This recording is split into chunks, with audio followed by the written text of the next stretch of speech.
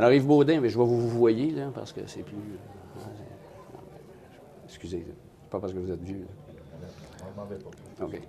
Alors, Yves Baudin, contez-nous les débuts du karaté à Montréal. J'ai l'impression qu'on remonte à l'époque des années, du début des années 60 et à un instructeur qui s'appelait Harry Anastasiadis. Comment ça a débuté le karaté de JKI à Montréal? Le début du karaté, comme dans le fond, n'importe quel art martial dans un pays, là, ça a rapport avec deux choses, je dirais. La jeunesse puis l'immigration. Alors moi, à cette époque-là, le judo était dans l'air. Le judo s'enseignait même à la télévision. Alors, Un Égyptien. qui a vécu où il avait obtenu une ceinture noire dans plusieurs des autres. Karaté, judo, aikido, mais surtout, c'était surtout aussi où il a rencontré de la Japan Association, dont M. Nishiyama, le plus grand entre tous à l'époque. Alors là que j'ai rencontré Al, qui lui travaillait comme employé à Air Canada. Alors, ses étudiants, c'était des anglophones de Air Canada qui s'entraînaient sur la rue Stanley, dans le centre-ville, dans un dojo de judo, la Longue Judo Academy, en dessous d'une école de ballet. Et puis, j'ai été frappé, évidemment, comme probablement tout le monde qui fait du karaté un jour, par ces gars-là bougeaient comme des chats, frappaient comme des... C'était extraordinaire, ça s'était jamais vu à Montréal, des techniques aussi percutantes. Alors, je me suis inscrit immédiatement, évidemment, comme probablement tous mes compagnons aujourd'hui à l'époque. Là, on est en 1962. On est en 1962, j'ai 19 ans, c'est l'hiver, et puis c'est compliqué d'aller là. Mais c'est bien le fun. Et quelques mois plus tard, j'ai rencontré Conrad. On s'était perdu de vue un peu parce que... Conrad Montanarini. Montanarini, moi, j'avais continué mes études pour un bout de temps. Et puis lui travaillait à la Banque de Montréal avec Renald, justement. Renald Leboeuf. Renald Leboeuf. Et puis, on a presque fait le quatuor. Oui, déjà, ça va vite. Hein? Et puis déjà au sous-sol, je lui montre quelques techniques de base. Simples, des mouvements de base, des agéouké, des udéouké, des galambarai. Il trouvait ça, je pense, pas mal de son goût parce que la semaine d'après, Conrad était rendu au dojo de la rue Stanley puis on s'entraînait côte à côte. Et quelques semaines plus tard, Renald, parce que la petite démonstration que je lui avais faite, là, si on peut utiliser ce mot-là, hein, j'étais... Débutant. Très débutant. C'était chez Renald, parce que Conrad le fréquentait souvent à cette époque-là, puis on s'était réunis dans le sous-sol de chez Renald. Ça avait lieu là. Donc Renald a été rapidement au courant de ça, puis il s'est inscrit quelques semaines plus tard, ou quelques mois plus tard. De sorte qu'à la fin de l'année 62, au printemps de 62 déjà, on s'entraînait tous les trois. C'était aussi simple que ça.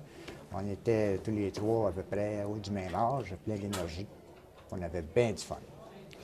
Alors là, vous commencez bien sûr à passer des degrés, des ceintures. Oui. Très rapidement, Harry Anastasiadis trouve un nouveau dojo à Outremont, dans une ruelle sur la rue Hutchison. Il court de karaté avec la venue de M. Nishiyama, Hidetaka Nishiyama.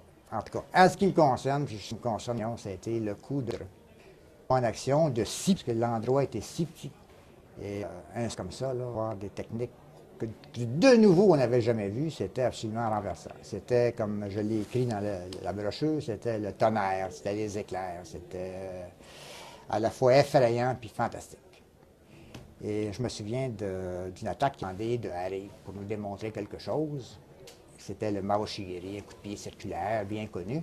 Harry, vraiment, il volait sur le plancher parce qu'il voulait ne pas décevoir M. Nishiyama, c'est sûr. Ni ses étudiants. Ni ses étudiants. Alors, le coup de pied est parti de façon que j'avais jamais vu un coup de pied partir. C'était terrifiant. Hein? J'ai pas d'autres mots. Et tout le monde retenait son souffle, on se le temps. On n'avait pas fini de recommencer. C'était... Et pour dire le sens que j'avais, là, que ce soir-là, là, il y avait un photographe de presse du Montréal Star. J'ai vu peur à la photo que j'ai pour aller le soir où ça s'est passé. C'était vraiment exceptionnel. Et à partir de là, vraiment, l'étincelle s'est allumée. Et le club d'arrêt était reconnu officiellement par la Japan Karate Association. Alors là, je pense qu'à un moment donné, Harry Anastasiadis a déménagé sur la rue Saint-Hubert. Voilà. Endroit où je me suis d'ailleurs les premières fois entraîné. Voilà. Ça, c'est après la rue Hutchison. Ça, c'était bien après la rue Hutchison. C'est quelques années après la rue Hutchison. On est tous ceinture brune, mais on est près de la ceinture noire. En tout cas, on aspire à la ceinture noire. Puis là, les demandes se font de plus en plus pressantes. Puis les demandes de venue d'un instructeur japonais se font de plus en plus pressantes également. Puis pour des raisons qu'on ignore, c'est des choses qui sont beaucoup plus complexes qu'il n'y paraît probablement. Ça ne s'est pas fait. Alors, le caractère de chacun s'est manifesté à ce moment-là. Ça ne s'est pas fait de pouvoir passer C'est votre ceinture noire. noire. Conrad était allé en Italie. Moi, je me suis accroché au dojo de la rue Saint-Hubert où j'étais déjà en attendant M. Nishiyama.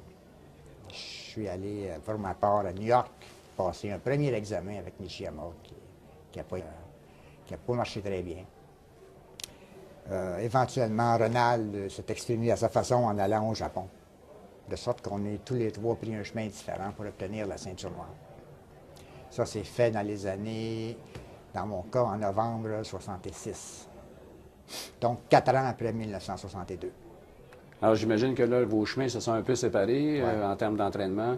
Vous êtes parti où à ce moment-là? Alors, éventuellement, j'ai ouvert un club, un premier dojo à Ville-Saint-Laurent, sur le boulevard Sainte-Croix, au 666 boulevard Sainte-Croix, qui s'appelait le KIO. Et puis, les élèves que j'avais recrutés, premièrement, dans le collège où j'étudiais, Saint-Viateur d'Outremont, puis ensuite, dans Montréal-Est, et puis ici et là, dans d'autres cégeps, je les avais ramassés, je les avais rassemblés dans ce dojo-là. Mais là, ça commençait à essaimer à ce s'appelait le moment-là. KIO. Oui, à ce moment-là, Conrad va vous le dire, parce que de son côté, il n'était pas inactif. Éventuellement,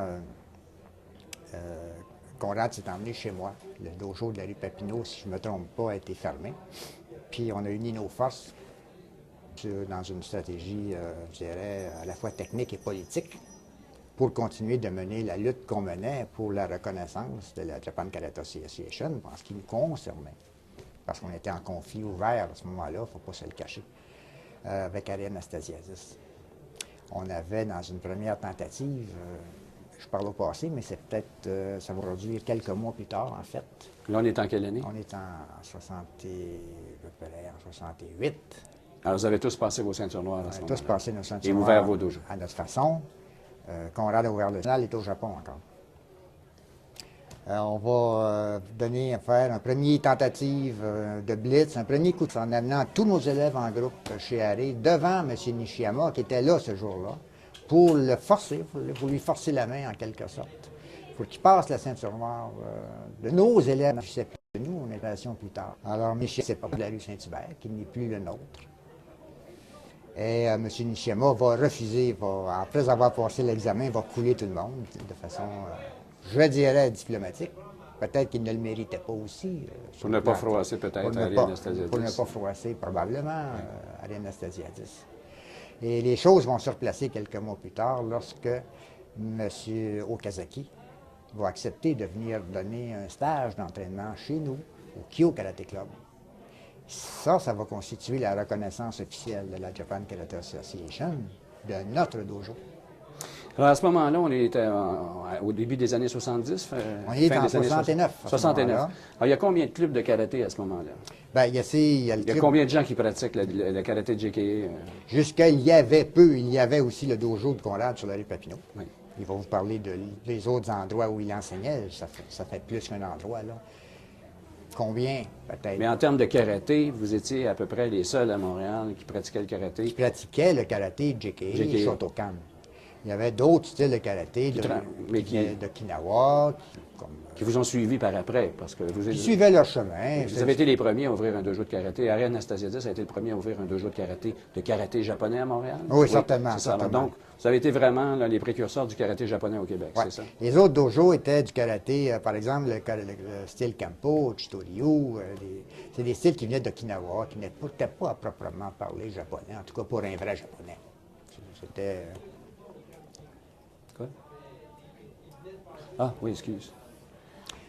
À l'époque comme aujourd'hui, le karaté n'était pas réglementé. Alors, rien n'empêchait ces gens-là ou d'autres personnes d'ouvrir un club, puis de lui donner un nom, puis de même inventer un style, puis de lui donner un nom.